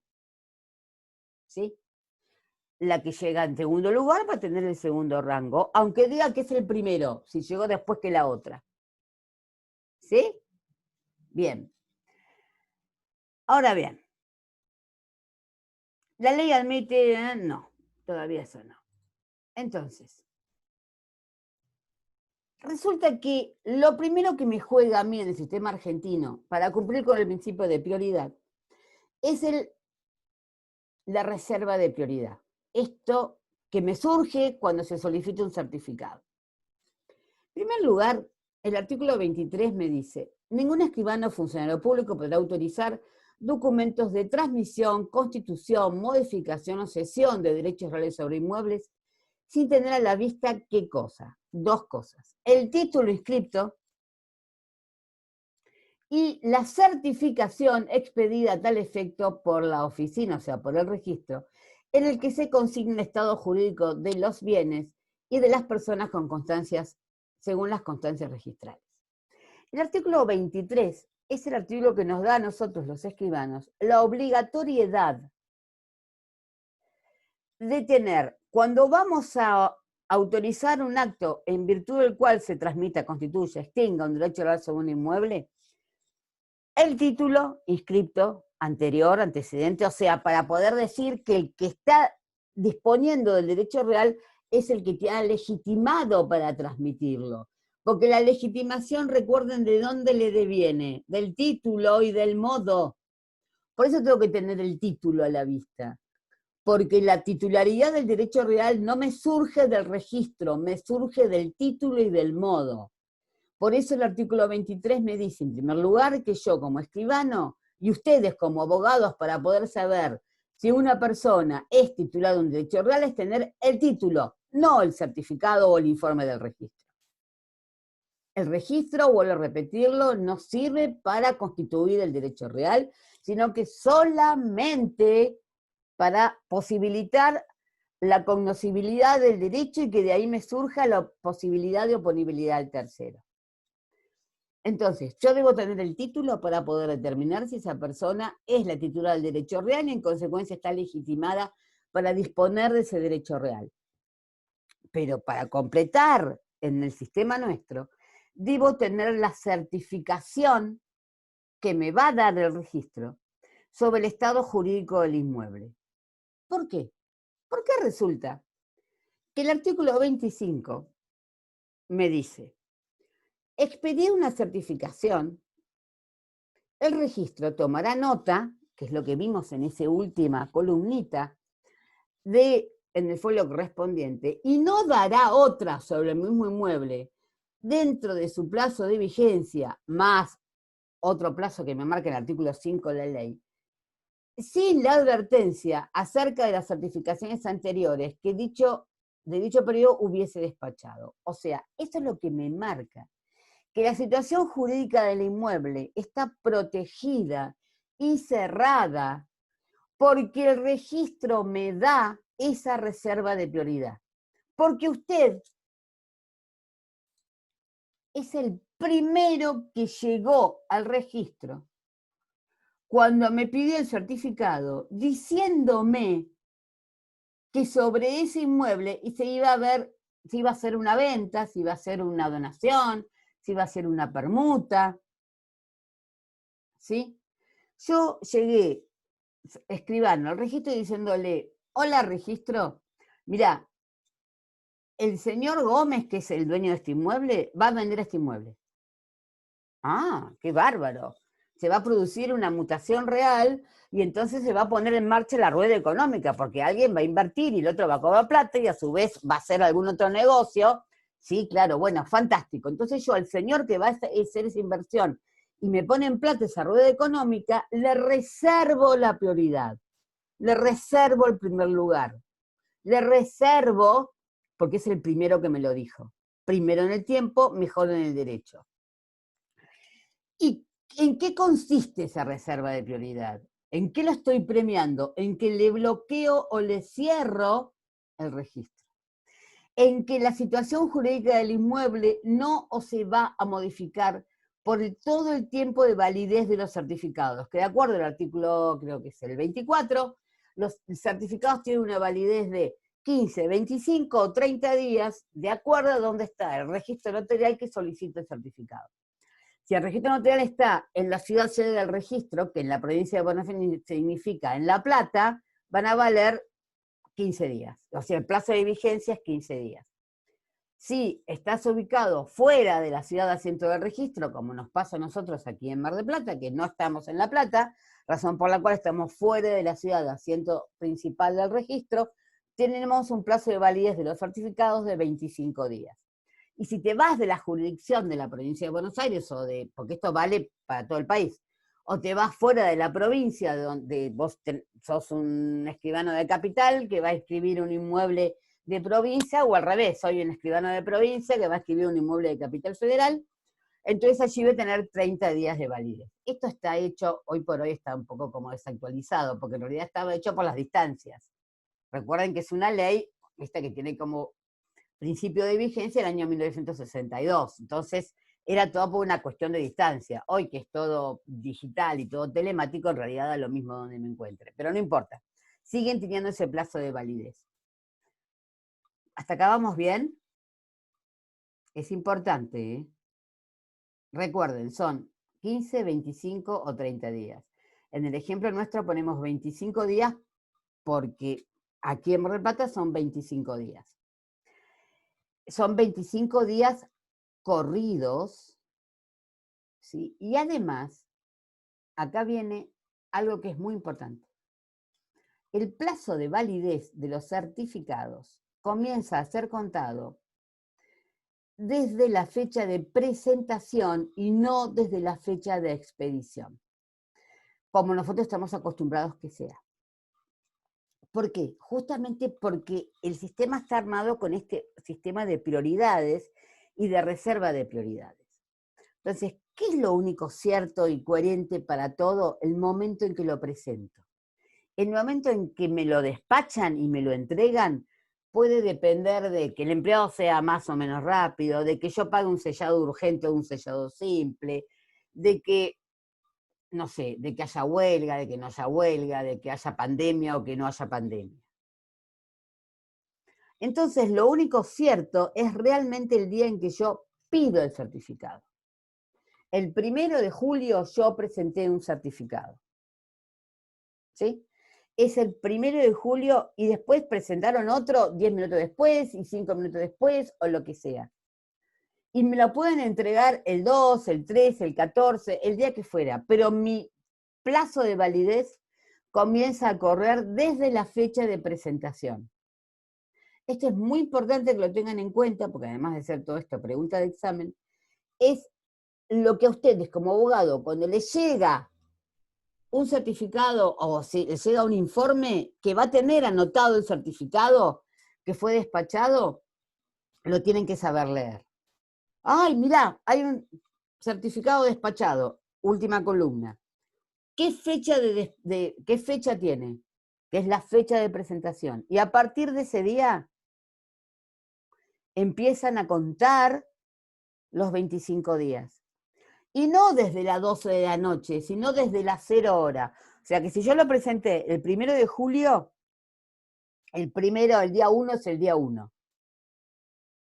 ¿Sí? No es que el 1 va a ser el día 2 de julio, sino que el día 1 es el del día 1. de julio en nuestro caso, ¿sí? Entonces ahí empiezo, 1, 2, 3, o sea, suponen que si yo presento un certificado el 1 de un mes, va a tener validez hasta ¿cuándo? Hasta el 24 de ese mes, no hasta el 25. Porque el día 1 es el 1. La única forma en la que no se confunden es la forma más primitiva que existe. Agarran un calendario, se fijan la fecha del certificado y cuentan 1, 2, 3, 4, 5 y así sucesivamente. Se los puedo asegurar, toda mi experiencia me lleva a eso. Es la única forma que no se confundan. Porque es súper importante no confundirse. Porque fíjense que el bloqueo, el cierre, la no mutación de las circunstancias jurídicas que me está mostrando esa matrícula que me van a dar, no se va a modificar durante esos 25 días. El día 26 ya está modificada, porque ya puede haber entrado alguna medida cautelar, porque lo que me asegura el bloqueo o cierre registral es que todas las medidas cautelares no se inscriben, sino que es como que rebotan, por eso puse flechitas de ida y vuelta. ¿Sí? Porque el bloqueo se registraba y decir, yo pido hoy, 1 de julio, un certificado. El 3 llega un embargo. ¿Qué le van a decir al embargo? Uy, ¿sabes qué? Vas a tener que esperar para ver si vas a entrar o no, porque hay un certificado expedido. Y tenemos que esperar a ver si el certificado ese va a ser usado o no debe ser usado, porque ese certificado tiene la reserva de primer lugar. Tiene la reserva de prioridad que me da como efecto el bloqueo o cierre del registro. Y es muy importante contar esos días, porque además, ¿qué tengo que hacer yo, escribano, en el plazo de validez del certificado? Otorgar la escritura. Porque ese día, cuando yo otorgo la escritura dentro del periodo de validez del certificado, estoy segura de que no me entró ninguna hipoteca, ningún embargo, ninguna medida cautelar, ninguna inhibición, nada. Todo quedó congelado en el tiempo por el plazo de validez del certificado. Entonces yo, en ese plazo de validez, lo que hago es otorgar la escritura para la que solicité. Lo solicité para venta, hago la escritura de venta. Para donación, hago la escritura de donación. Para permuta, hago la permuta. Y ahora entra a jugar otro principio, que también es súper innovador para la Argentina. Porque claro, yo le aseguro, el primero que llega tiene reserva de prioridad. Le hago un plazo de validez del certificado. Durante ese plazo tenés que otorgarla. La puedo otorgar el día 1 de validez o la puedo otorgar el día de 25 de validez. Pero después yo tengo que llegar con el título, con la carátula rogatoria y toda esa bola, al registro. Entonces, si yo lo usé el día 25 de validez del certificado, ¿cómo hago para llegar al registro y que el registro siga cerrado? Porque resulta que nosotros estamos a 400 kilómetros del registro, pero los de Bahía Blanca están como 800. No estoy en la otra cuadra. Entonces, ¿sabés cómo hacen? Muy simple. A partir del día en que se otorga la escritura, la ley en el artículo 5 me da un plazo de 45 días para llegar a inscribir la escritura portante de la mutación real. Si yo llego al registro a inscribir la escritura dentro de los 45 días que tengo para inscribir la escritura, se produce lo que se llama una retroprioridad y se hace la ficción jurídica de que la escritura fue inscripta el día de su otorgamiento. ¿Por qué el día de su otorgamiento? Porque el registro estaba cerrado o bloqueado. Porque se otorgó en el plazo de validez del certificado. ¿Sí? Razón por la cual es cuando me dice la ley que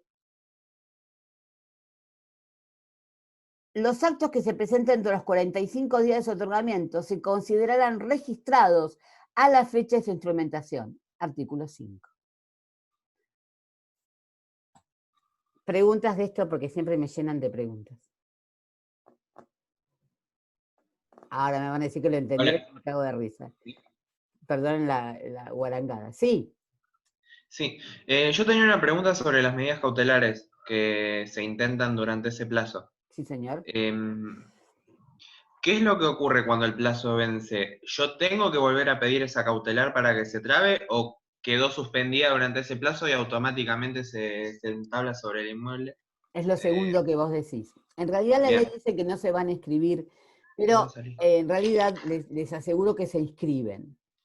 Lo que pasa es que se inscriben con una especie, se llama inscripción condicionada, porque está condicionado a que el certificado sea o no sea utilizado. Si el certificado no es utilizado, entonces allí significa que va a entrar esa medida cautelar. Por eso es tan importante para el que va a otorgar el acto contar los días, porque si el certificado se te vence y no otorgaste la escritura, entra la cautelar. Porque ahí la que va a tener prioridad va a ser esa cautelar, ¿me entendés? Y ahí empiezan a jugar entre las cautelares el momento en el que fueron inscritas. ¿Sí? Me están preguntando, pero no las veo a las preguntas. No sé por qué. ¿Quién más quiere saber algo? Profe, yo, si vos en el momento que, o sea, si vos otorgás la escritura, a partir de ahí son 45 días que vos tenés para inscribirla. Exacto. Pero si va el día 26, no sé, yo acreedor voy y quiero inscribir un embargo. O sea, el que otorga la escritura, ¿cómo hace? ¿Tiene que avisar al registro? No, vos es que no se avisa. El registro en realidad lo que vos, como operador de derecho, tenés que saber que cuando te informan de que hay un certificado vigente, suponete, vos recibís, vos recibís esto, ¿no? Generalmente lo que se te acompaña cuando vos mandás un oficio de embargo, en este momento, es una foto de la matrícula. Entonces vos ves que acá hay despachado un certificado. Esta es la columna, se ve, ¿no? Que les marco con la flechita. Esta es la columna donde vas a estar publicitado los certificados expedidos. Que ahí se te va a decir el número del certificado, la fecha, para qué, venta, hipoteca, donación, lo que fuera, y para qué registro. El registro, en mi caso, el 54 del partido 45. Entonces vos ves la fecha y vos tenés que decir, bueno, entonces yo, en principio, cuento 25 días para saber dentro de qué rango de fecha tendría que haber sido otorgado el acto. Y desde el día 25 o 26 para adelante, tengo que esperar 45 más. Después de pasado todo ese tiempo, ahí pido ponerle un informe para saber qué pasó. A ver si realmente el certificado lo usaron o no lo usaron. Si no lo usaron, entonces tu embargo, que estaba ahí como un recito cruzado esperando, es el que tiene la prioridad. Inclusive es más, mirá lo que te cuento. Yo como escribano, suponete, pido un certificado. Se me cierra el bloqueo, se me cierra el registro, todo genial, bárbaro. Vos viniste a los 10 días de validez del certificado y presentaste un embargo, un oficio de embargo. Ok. Entonces, a mí cuando se me vencen los 25, pido otro certificado para poder prolongarlo. Resulta que yo perdí la prioridad ahí, pidiendo el certificado, me la ganó el embargo. Por eso es que antes, en un principio, los embargos no se inscribían y después se dieron cuenta que hay que inscribirlos. Porque puede pasar eso. Es muy importante que lo tengan en cuenta. Porque así no sabés la cantidad de veces que he visto que no lo saben leer, no lo saben contabilizar, y les hacen, hay abogados que hasta abandonaron porque había un certificado pedido. Y vos le decís, no, flaco, no lo abandones. Esperá a ver qué es lo que pasa. Porque puede ser de que el certificado no lo usen. Porque vos estás preparando un negocio. No es un negocio terminado, finiquitado. Sí, ¿qué más? Vi que había varias preguntas, pero... ¿Por qué no veo el chat? Bueno, no lo veo. ¿Querés que te la lea? Te preguntaron ahí. Ah, dale, léemela. No sé por qué no las veo. Ah, Si podés... Ah, a ver. ¿Por dónde empiezo? Lucía Beca pregunta algo que no sé si es de actual o... ¿Se van a poder dar más clases la semana que viene? ¿Más clases de qué? Por supuesto que de dar clase. Y vamos a tratar de cubrir la mayor cantidad de temas posibles. Ahora bien, el artículo 24 dice que la 0 hora de expedición, ¿cómo lo tomamos? ¿Expedición o presentación? No, es presentación, porque la expedición se hace la ficción jurídica de que se expide el día en que se presenta. Entonces es la 0 hora del día en que se presenta. Chichi, ¿la diferencia entre catastro y registro? Sí, como no, es muy fácil. El registro de la propiedad es el que tiene el registro jurídico del inmueble. ¿Sí? Es el que te da toda la información jurídica de un inmueble, que es lo que estamos estudiando. Catastro es el que te da, es el registro físico de los inmuebles. Catastro es el que lleva el inmueble, cuánto mide, cuánto no mide, cómo se divide, cómo no se divide. O sea, el catastro está hecho para saber quién es el titular y cuáles son las características físicas del inmueble para poder cobrar el impuesto inmobiliario. Pero resulta que registro y catastro están muy ligados, porque esa descripción que yo tengo del inmueble me tiene que coincidir con la descripción de catastro. Por eso, una de las operaciones de ejercicio que hacemos los escribanos cuando vamos a otorgar una transmisión, constitución, modificación del derecho real sobre el inmueble, es justamente no solamente solicitar estos certificados al registro jurídico, sino también pedir certificados al registro físico, que es catastro. Pedimos los certificados catastrales, que ahí tenemos que cotejar de que el inmueble descripto por catastro sea igual al que está descripto en el registro, y que a su vez ambos sean iguales al que me surja a mí del título, que es por el que la persona está legitimada para transmitir. ¿Sí? ¿Bien, Lucía? Lucía está muda. A las 18, clase de sociedades, por favor. Como verán, no soporto los comerciales. Tengo una tara de nacimiento, genética debe ser. Perdón, profe, no me anda el micrófono. Ya te lo expliqué, Lucía, y no le anda el micrófono. Y si no coinciden, ¿qué pasa? Te querés matar, simplemente eso. Si no te coinciden, te querés matar. Así, dicho en criollo, es eso. Porque si vos ves que no coinciden, te querés matar, porque frenas toda la transmisión jurídica del inmueble. Porque te tienen que coincidir. Te tienen que coincidir o coincidir. Desde mediados de la década del 90, existe, en virtud de la ley 10.707 de la provincia, la obligación de que antes de que se realice la transmisión de un derecho real sobre un inmueble, es obligatorio realizar una cédula catastral. Entonces es obligatorio que contrates un agrimensor para que el agrimensor sea el que verifique que físicamente el inmueble, o sea, en la realidad, el inmueble coincida con lo que tiene catastro. Y a su vez también él hace una primera verificación que coincida con la escritura, o sea, con el título que existe sobre el inmueble. Entonces, todos esos desastres de no coincidencia que pasaban hace casi 40 años atrás, 30 y pico años atrás, se han ido corrigiendo y superando con necesidad de que antes de producirse la transmisión de dominio sobre el inmueble, las discordancias catastrales y jurídicas se vayan en definitiva arreglando. Por eso antes aparentemente las discordancias eran bastante más comunes y hoy actualmente no son muy comunes porque ya pasamos por ese análisis previo que hace a la cédula catastral. Es en definitiva así, o sea, yo hasta la década del 90, que recién empezaba a trabajar, vamos a aclarar, no conocía, porque parece tan antiguo eso que ustedes se me van a morir, no sabía lo que era un agrimensor, o sea, sí sabía que existían, pero no los había visto nunca. Ahora es una especie de señor que es mi socio, porque antes de firmar una escritura, lo primero que vos le hacés cuando la gente dice, bueno, ¿qué tenemos que hacer, escribana, para empezar con esto? La cédula catastral. Es lo primero que hay que hacer.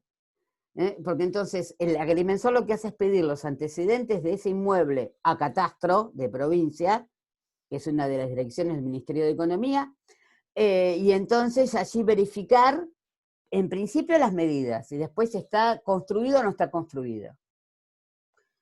Y si no está y si de acuerdo a catastro de provincia es un terreno baldío y vos lo mirás, hay una bruta casa, entonces lo que haces es incorporar eso que se llama mejora al inmueble, y así vas coordinando la realidad de afuera con la realidad de catastro y con la realidad de registro, que es la que sí a vos después te queda.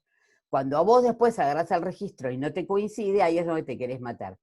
Porque en realidad lo que tenés que empezar es hacer una investigación de por qué no te coincide. ¿Qué pasó en la historia del inmueble que lo que está inscrito no te coincide con lo que vos tenés o descrito en el título o descrito en catastro? Es toda una investigación que tenés en definitiva que realizar. A veces es que ha habido planos mal hechos, o discordancia de planos, o planos no inscriptos. O sea, ha habido algo que ha fallado la coincidencia entre la realidad jurídica de registro y la extrarregistral. ¿Sí? A ver, Lucía, contéstame sí o no, porque como no tengo el micrófono, me quedo frustrada, si entendiste. Sí, muchas gracias. ¿Qué más? Jódanme de que todos entendieron. ¿Qué fina la doctora? Digan, ¿me van a decir que todos entendieron esto? Porque no saben lo que me costó hacerlo. ¿Todos lo entendieron? ¿Sí? Porque tuve críticas al respecto de gente que polula por mi casa que decía que tenía demasiadas flechitas, que no se entendía nada. Debe ser porque se dedican a otras ciencias, no no tienen la estructura nuestra. ¿Se entiende? ¿Sí? ¿De verdad? Porque yo la dibujo en el pizarrón. Yo todo lo que hago, todo lo que tengo es dibujar esto en el pizarrón, que es mucho más fácil porque la vivo, la escribo, la dibujo, la borro, la pongo. Acá era una cosa en media como que... Sí. A mí lo que no terminé de entender es si son 25 días más 45 o de los 25 días corren en esos 45 para escribir. No, el tema es así. El plazo de vigencia del certificado son 25. La reserva de prioridad te dura 25 días. Eso es así. No te dura ni un instante más, 25, 15 o 30, ¿no? Ni un instante menos. Lo que ocurre es que vos tenés que mezclar eso con lo que te dice, que lo dice el artículo 24, 25, 26 de la ley. Pero lo tenés que mezclar con lo que dice el artículo 5. Porque el artículo 5 te dice, desde el día en que se otorga la escritura, usted, señor escribano, o señor funcionario que lo autorizó, tiene 45 días para llegar al registro. Que parecen un montón, es verdad, pero lo que ocurre es que cuando se firma una escritura, no se termina el procedimiento. La escritura es la mitad. Empezó con el boleto de compra-venta, en la mitad firmamos la escritura y después tengo que llegar a la inscripción. Pero para llegar a la inscripción tengo que pasar por entre medio con un montón de trámites de tipo administrativo, que va desde pagar tasas, pagar impuestos al acto, hacer toda una serie de formularios que son ese de la cátedra rogatoria, más otra porquería que se llama la minuta, más, o sea, ir consiguiendo todo tipo o sea, todavía faltan un montón de cosas de tipo administrativo. Por eso, en este momento 45 es un poco excesivo, pero más o menos andamos. Entonces, yo combino el plazo de validez certificado con los 45 días que me da el artículo 5, que son para inscribir. Es verdad, no es para el otorgamiento del acto, es para inscribir ese acto. Si yo tengo que llegar dentro de ese plazo para que se produzca la ficción, que en el mismo momento que estaba otorgando la escritura se estaba inscribiendo. ¿Sí? ¿Qué es lo que ocurre? Cuando yo tengo que esperar, yo, abogado, que me mandé una medida cautelar, tengo que esperar a ver si el certificado se usa o no, y saber si mi medida cautelar va a estar inscrito en forma definitiva o no, es como que tengo que esperar todo el plazo del certificado más el plazo que está dicho que se tenga que inscribir. ¿Sí? No es que la reserva de prioridad me dura 25 más 45, sino que la reserva me dura el plazo de validez del certificado, la reserva de prioridad con su bloqueo. El resto es para ver si funciona o no esa ficción jurídica de la inscripción. ¿Sí? Ese plazo todavía está todo intocado, pero hoy por hoy, que el tema es que nosotros en este momento tenemos un sistema mixto. Por un lado, los certificados se piden todos digitalmente. En este momento no hay, y menos en este, que es con todo este tema de la pandemia y demás, no hay posibilidad de presentar certificados presenciales, como se dice ahora, sino que todo lo tengo que hacer vía internet y demás. Y los certificados también, yo no los voy a buscar más a ninguna oficina de ningún lado, sino que me llega un mail con los certificados. No, yo me meto en la página y me voy bajando los certificados que se vayan despachando, ¿sí? Para ver cuál es el estado y demás. Cuando yo mando a inscribir un título, sí tengo que mandarlo todavía físicamente, ¿sí? Pero cada vez eso está más adelantado, que yo no voy a necesitar mandarlo físicamente, sino que lo que voy a hacer es mandarlo digitalmente al registro, que también me lo va a devolver digitalmente inscripto, y que todos los trámites estos administrativos de pagos y esto y lo otro, cada vez también se hacen más rápido porque se utilizan mucho todas las transferencias y pagos electrónicos y todo eso con los bancos. Falta que los bancos a veces ajusten un poco sus accionares, pero cada vez se va más a que en lugar de darme 45 días, que es una exageración y que es para un país de hace 60 años atrás, me den 10 para inscribir, ¿entendés? ¿Sí? ¿Se entendió? ¿Otra? Sí, perfecto. ¿Otra? ¿Ninguna? Ah, estoy copada de que me entendieron. Oh, ya llegó. Yo nunca les doy menos de 2 horas, chicos, clase. Esto en realidad no. Es una estafa para ustedes y para nosotros. Bueno, voy a tener que terminar el lunes, publicidad, porque me faltan un par de principios importantes todavía. ¿Sí? Tengo más, a ver. Chat. Sí, mándenme consultas al mail, porque supuestamente me las tienen que mandar al campus, al coso del campus, pero como yo, bueno, ahora me estoy metiendo café todos los días, pero a veces no. Sí, mándenme al mail. Mi mail es elbafrontini@gmail.com. De los temas no explicados. Yo no te puedo explicar en un mail un tema no explicado, Lucía, porque por ahí el tema no es... Por empezar, que la semana que viene va a haber clase, o yo estoy muy loca, o el parcial es el 20, que el 20 no es la semana que viene. ¿Sí? Hoy es 10, o sea, nos faltan 10 días. ¿Cuándo es el? No tengo... Es el otro lunes, no este, el otro. Bueno, por eso tenemos toda la semana entrante, chicas. No hay problema, yo el lunes ya les estoy dando otra clase. ¿Sí? Porque el tema es el siguiente, suponete, yo de uso y habitación les mandé un trabajo mío sobre uso de habitación, que ya está subido, y creo que si no lo subí, se lo subo ya, un PowerPoint de uso de habitación. Usufructo lo va a dar la doctora Zurvalle, que según me dijo, y ella dijo que la semana que viene daba otra clase más, además de la del jueves. Motivo por el cual uso y habitación, yo si quieren se las doy, pero es bastante simplonga para dar, hay un par de cositas, pero no requiere mayor explicaciones. Quizás me parece mejor darles hipoteca, aunque yo sé que tuvieron 3 clases de garantías reales y que todo lo que se da de hipoteca es casi lo que ya vieron, porque en realidad el meollo o lo importante de hipoteca es lo que ahora se ve como parte general de las garantías reales.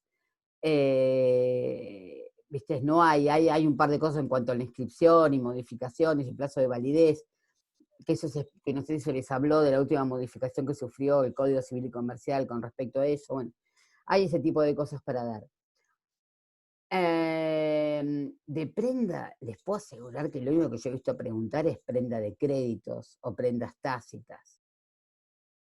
Es un poco leer la ley. Y de anticresis, yo les subí todo un escrito de anticresis inclusive modelos de anticrisis para que vean cómo funciona.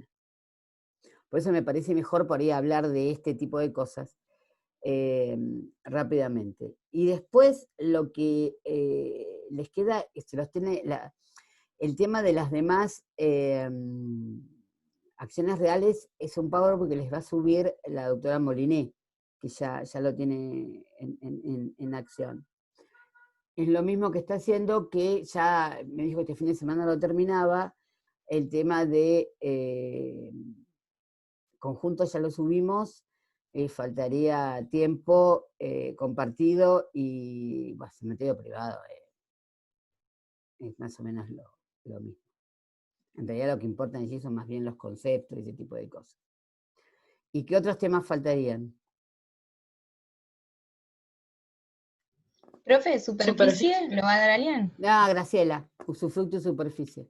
Igual yo tengo varias cosas para subirle de superficie que ya las tengo para subirles de superficie. ¿Se va a subir la clase del jueves de Survalle? Sí, por supuesto, la La tengo última. para subir. Sí, la tengo para subir, sí. Bien, gracias. Sí, la tengo para subir. Sí, mira, hoy le iba a subir, ahora que me doy cuenta me olvidé. Dígame. De la unidad 8, que es la que está en régimen de protección a vivienda, ¿también entra la parte de aguas, buques, sepulcros? Supuestamente yo te tengo que contestar, todo lo que está en el programa entra.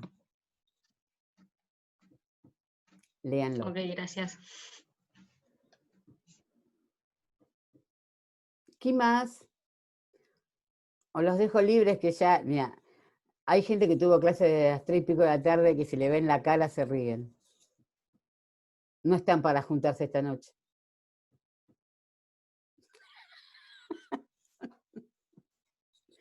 Chicos, ¿algo más? ¿Nada más? ¿Sí? Bueno, piénsenlo, fíjense y nos vemos el lunes entonces, 4:30. Martín, tomaste mate toda la clase, una envidia te tengo. Una envidia porque no preparé mate y tengo la lengua seca. Bueno, chicos, gracias por su atención y sigan estudiando. Besos. Chau, chau. Chao, gracias. No, gracias a ustedes. Chau. Chao, nos vemos. Nos vemos. Chau.